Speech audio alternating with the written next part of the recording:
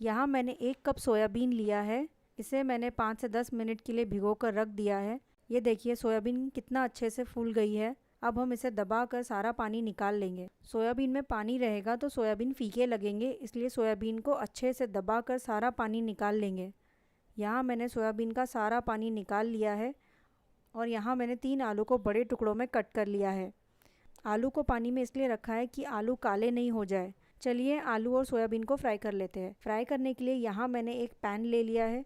इसमें 2 बड़े चम्मच तेल डालेंगे। तेल जैसे ही गर्म हो जाए तब इसमें कटे हुए आलू डालेंगे। आलू को मैंने बड़े टुकड़ों में कट किया है। छोटे टुकड़ों में कट करेंगे तो आलू कुकर में गल जाएगा, इसलिए आलू को बड़े टुकड़ों में कट करें। ये देखिए आलू अच्छे से फ्राई हो चुका है। अब हम इसे एक प्लेट में निकाल लेंगे। आलू हमारा अच्छे से फ्राई हो चुका है। अब हम सोयाबीन फ्राई करेंगे।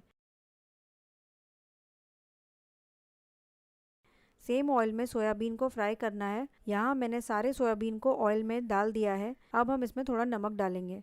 नमक आप अपने स्वाद अनुसार डालें। आधा चम्मच कश्मीरी लाल मिर्च पाउडर, आधा छोटा चम्मच हल्दी पाउडर डालकर थोड़ा मिक्स कर लेंगे। सारे मसालों के साथ सोयाबीन को अच्छे से फ्राई करेंगे। इससे सोयाबीन बिल्कुल भी फीके नहीं लगेंगे।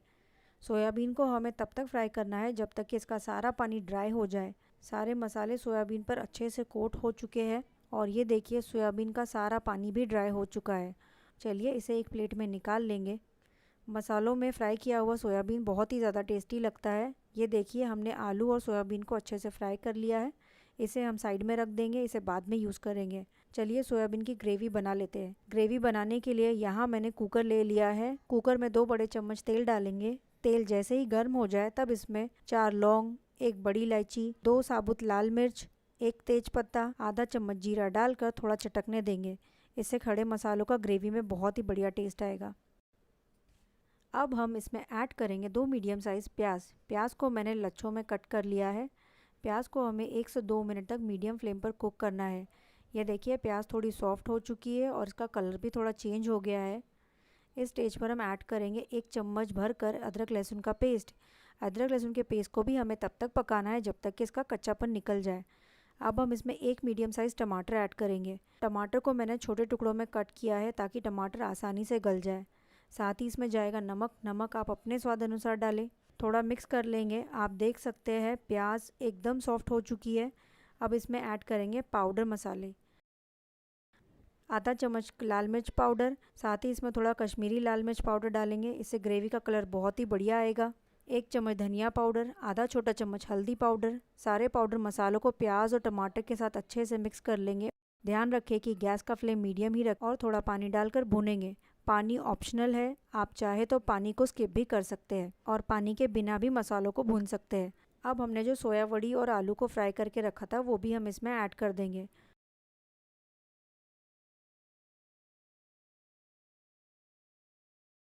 सोया वड़ी और आलू को मसालों के साथ अच्छे से मिक्स कर लेंगे। इससे सोया वड़ी में सारे मसालों का फ्लेवर आ जाएगा और सोया वड़ी फीके नहीं लगेंगे।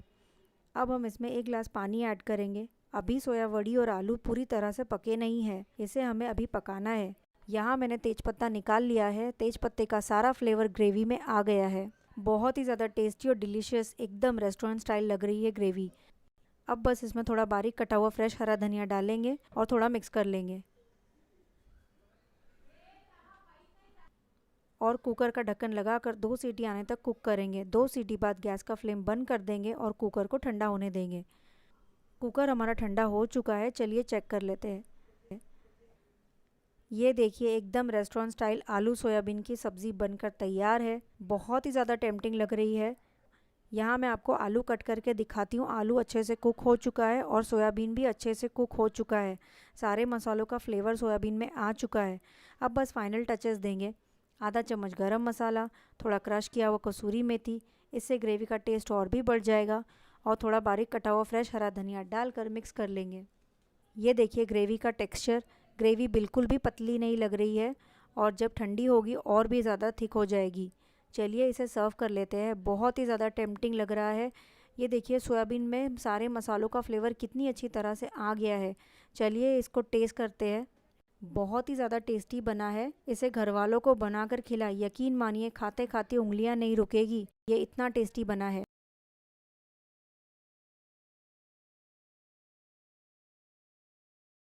तो चलिए झटपट शुरू करते हैं आज की रेसिपी। सबसे पहले हम एक बोल ले लेंगे, इसमें 500 ग्राम मैदा ऐड करेंगे। साथ ही इसमें मैं ऐड करूँगी आधा चम्मच शक्कर, थोड़ा नमक डालेंगे। नमक आप अपने स्वाद अनुसार डालें। 1 चम्मच चिली फ्लेक्स, आप चाहें तो 1 चम्मच चिली पाउडर भी यूज़ कर सकते हैं। आधा चम्मच कलौंजी, 1 चम्मच बेकिंग पाउडर, 1 कप दही, ये लगभग 100 ग्राम दही है।